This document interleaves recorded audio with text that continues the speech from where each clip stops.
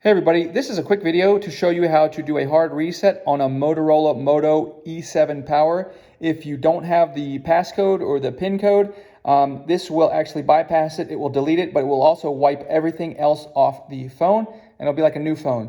But if that's okay with you, we can go ahead and get started. It's quite easy to do.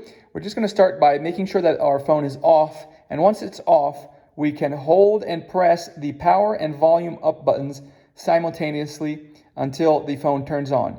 And once it turns on, we'll get a menu that will look similar to this, and using the volume up button, we want to toggle through the options until we get to recovery mode. Then, depending, you will either need to hit the volume down or the power button in order to select that recovery mode option.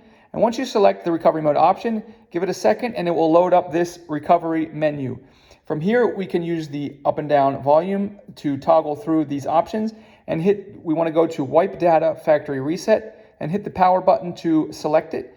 And then it will take us to this confirmation menu where we can toggle to factory data reset and then hit the power button to confirm, keeping in mind once you hit that power button, everything will be wiped off your phone and it will be like a brand new phone.